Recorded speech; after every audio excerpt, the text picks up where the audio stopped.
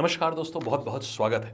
अभी हाल ही में देखिए ट्विटर कैंपेन हुआ था। हम सब लोगों ने मिलकर के ट्विटर कैंपेन किया था। आप सब लोग खूब साथ आए थे। और अब देखिए रेलवे का उसका नोटिस आ गया है और इसमें कुछ बड़ी बेहतरीन, बड़ी इंटरेस्टिंग बातें हैं जिसकी ओर ध्यान देना बड़ा ज़रूरी है। और देखो है क्या क्या उस नोटिस के बारे में बात हो रही है। बहुत अच्छा नोटिस दिया है, बहुत बढ़िया नोटिस दिया है, या वो झुंझुना पकड़ा के हमको खाली बस ठन ठन गोपाल कर दिया गया है। इसको देखिएगा, ये बड़ा, मैं ये नहीं कहूंगा अच्छा बुरा है, ये बड़ा दिलचस्प है। ये जरा एक बार गौर कीजिएगा। ट्विटर कैंपेन हम लोगों ने 4 तारीख को किया था, राइट।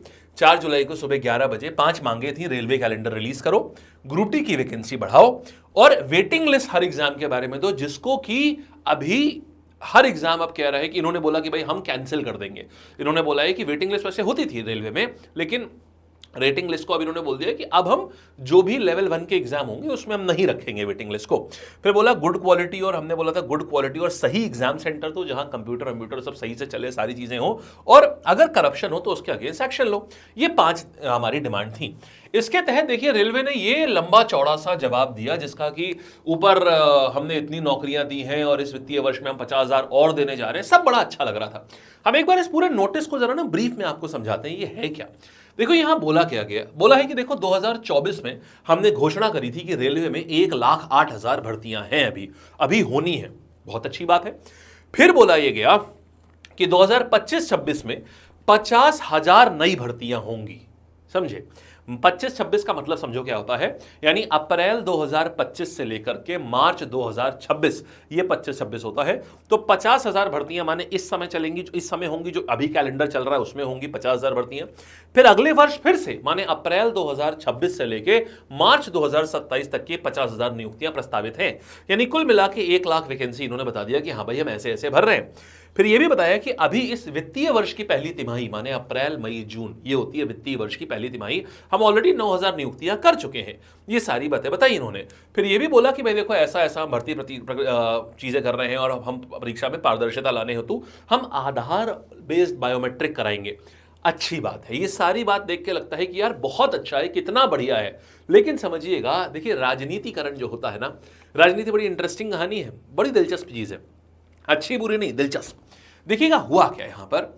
सबसे बड़ी बात है, और नकल के ऊपर नकल के लिए जैमर और इलेक्ट्रॉनिक उपकरणों का प्रयोग किया जाएगा। बहुत अच्छी बात है ये सब कुछ, ठीक। पारदर्शिता और सुगमता की दिशा में भी प्रयास किया है इन्होंने। बोला कि हम महिलाओं और दिव्यांग जन हैं, उनके लिए हम कोशिश ये करेंगे कि हम शहर में ही या पास से पास हम उनको सेंटर दें। मतलब जितना संभव हो हम सेम शहर में सेंटर दें या पास से पास दें। बहुत दूर तब जाना पड़े जब बहुत आवश्यक हो। चलिए बात आती है, क्या जो मांगे हमने कही थी क्या वो पूरी हो रही हैं? इसको देखते हैं। देखिए 5 मांगे थी, 5 मांगे हमारे द्वारा करी गई थी। हम सबके द्वारा हम लोगों ने 5 मांगे करी थी। अब इन 5 मांगों पे देखेंगे अगर, तो 5 मांगों से 3 मांगों को तो रेलवे ने सिरे से खारिज कर दिया। कौन कौन सी? ना तो रिवाइज कैलेंडर निकाला है, ठीक है। कैलेंडर, देखो कैलेंडर का मतलब ये होता है, हम इसमें कोई दो राय नहीं है कि रेलवे जो काम अभी कर रहा है, रेलवे बहुत तेजी से काम कर रहा है, बहुत तेजी से काम कर रहा है रेलवे। पहले की तुलना में 5-5 साल इंतजार करना पड़ता था, अब जल्दी काम कर रहा है। लेकिन जल्दी में भी देखिए बहुत भर्तियां अटक गई हैं। जैसे ग्रुप डी वाले बच्चे इतने परेशान हैं, इतने परेशान हैं, अब उनका ना पढ़ने में मन लग रहा है, ना वो छोड़ पा रहे हैं, क्योंकि कोर्ट के ऊपर फैसला अटका हुआ है। अब देखो क्या होता है, अभी 26 जुलाई को फैसला आएगा, वो भी आएगा नहीं आएगा पता नहीं है। तो एक तो बाकी जो भर्तियां हैं, जो आपने कैलेंडर निकाला है, उन्हीं डेट पे उन भर्तियों को निकालिए। दूसरा देखिए, ना ग्रुप डी की वैकेंसी इंक्रीज करने के बारे में बोला गया है। अगर भाई वो आईटीआई वालों के पक्ष में जा रहा है फैसला, तो भाई आप पहले से ही बोल दीजिए कि भाई हम ये वैकेंसी और इंक्रीज वैकेंसी जो है ये हम निकाल रहे हैं। इस साल की वैकेंसी बता दीजिए कि इस साल जो भी वैकेंसी होगी उसमें ऐसा ऐसा होगा, और आईटीआई या ग्रुप डी का पहले से विभाजन आप दे दीजिए। और ना वेटिंग लिस्ट के बारे में कुछ भी कहा है। माने 3 हमारी 5 डिमांड में से 3 हमारी सिरे से खारिज कर दी। बची हुई 2 अगर हम बात करें तो 2 जो हमारी मांग थी उनका संज्ञान जरूर लिया है रेलवे ने। अच्छी क्वालिटी के परीक्षा केंद्र की बात हमने करी थी। इन्होंने बोला है कि हम अच्छी क्वालिटी के परीक्षा केंद्र रखेंगे, दिव्यांग और महिलाओं को हम प्राथमिकता देकर के आसपास के सेंटर में हम जितना हो सकेगा उनके शहर में करेंगे। बहुत अच्छी बात है। नकल पर नकेल कसने के लिए उन्होंने बोला है हम जैमर यूज करेंगे, इलेक्ट्रॉनिक उपकरण यूज करेंगे, बहुत सारी नई से नई तकनीक यूज करेंगे, बायोमेट्रिक ऑथेंटिकेशन यूज करेंगे। इससे नकल के ऊपर तो निसंदेह बहुत बढ़िया नकेल कसी जाएगी। तो ये 2 चीजें हमारी जो है ये होगा। अब इसका निष्कर्ष क्या निकला कि क्या फायदा क्या हुआ इसका? देखिए ये बात सच है कि पहले से तेज हुई, जो अभी मैंने बात बोली थी, लेकिन अभी भी देखिएगा हुआ क्या यहां पर। रेलवे ने पूरे जवाब को अपने वैकेंसीज के आंकड़ों में उलझा के रख दिया। आपने बात कुछ पहुंची पूछी, लेकिन उन्होंने कुछ और बता दिया। उन्होंने हमने पूछी ही नहीं थी वैकेंसीज की बात तो, लेकिन जवाब सिर्फ वैकेंसी के तर्ज पे आया है। इस बात के ऊपर मुझे एक बड़ा बढ़िया किस्सा याद आता है। अभी हाल ही में 4-6 दिन पहले, 7 दिन पहले का होगा, एक ऊर्जा मंत्री थे, एक गांव पहुंचे।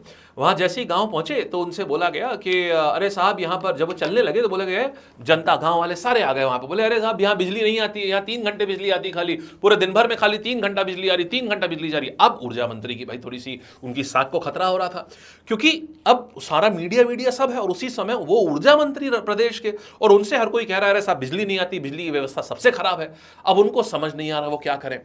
लोग ये बात लगे हुए थे यही बात बोलने के लिए। तो थोड़ी देर तक तो मंत्री जी इधर उधर देखते रहे, फिर मंत्री जी एकदम से बोले, बोलो जय श्री राम। लोगों ने नारे क्या लगा दिए, लोगों ने नारे लगाए जय श्री राम। बस मंत्री जी ने हाथ जोड़े अंदर चले गए।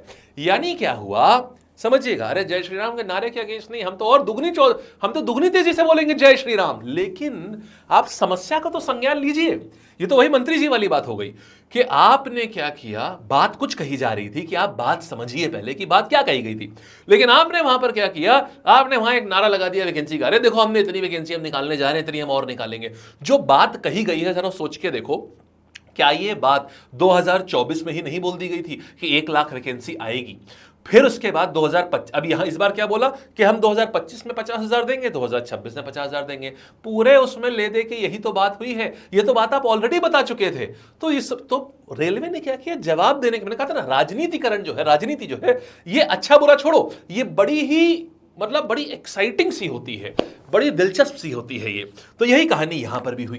तो यहां इन्होंने क्या किया, वैकेंसीज के आंकड़ों में उलझा के रख दिया और मुद्दों के ऊपर नहीं आए। 2 बातें इन्होंने करी और बाकी मुद्दों से ये बिल्कुल दूर दूर दूर दूर भटक के रह गए। तो अब ये पूरी कहानी है यहां की, समझ गए।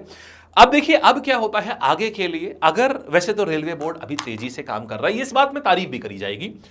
अगर देखिए 26 जुलाई को यह फैसला आने वाला है ग्रुप डी वालों का, अगर यह फैसला हक में नहीं आता है रेलवे के, तो कायदे से रेलवे को वैकेंसीज नॉन आईटीआई वाले बच्चों के लिए इंक्रीज करनी चाहिए। अब अगली रणनीति क्या करेंगे हम, इसमें क्या तय होगी, वो 26 जुलाई को तय करी जाएगी कि जब कोर्ट का फैसला आता है तब क्या करना चाहिए। और 15-20 दिन के अंदर अगर नहीं आया तो हम सबको फिर से उसी ताकत से मिल करके फिर से यहां पर रेलवे का ध्यान अपनी मांगों की तरफ खींचना पड़ेगा। समझ गए आप। और बहुत बढ़िया तरीके से आप बस अभी ये करिए कि देखो जब वैकेंसी आनी शुरू होगी तो बैक टू बैक आती जाएगी, आ भी रही है। बस ये है कि जो डिमांड करी गई थी वो उस तरीके से नहीं पूरी करी गई है और उसमें उलझा के रख दिया गया है। तो इसके लिए क्या करिए, बस रेगुलर अपनी रेगुलरिटी को मत टूटने देना, इसका ध्यान रखना। ठीक है, चलो ऑल द बेस्ट, खूब बढ़िया करो और कोशिश करो किसी प्रकार की कैसे भी किसी चीज़ के राजनीतिकरण में बिल्कुल ना फंसो। बस अपनी डिमांड एकदम क्लियर है और एकदम बिल्कुल स्ट्रेट है, स्ट्रेट एज एन एरो बोलते हैं ना अंग्रेजी में, बिल्कुल वो वाली कहानी है अपनी, एकदम साफ स्वच्छ डिमांड है हमारी। वो बस ये है कि सरकार से, यही हमारी तरफ से भी रिक्वेस्ट है कि वो चीज़ें ज़रूर पूरी होनी चाहिए। आप कितने संतुष्ट हैं सरकार के जवाब से, ये ज़रूर बताइएगा हमें नीचे कमेंट सेक्शन में। ठीक है, ऑल द बेस्ट।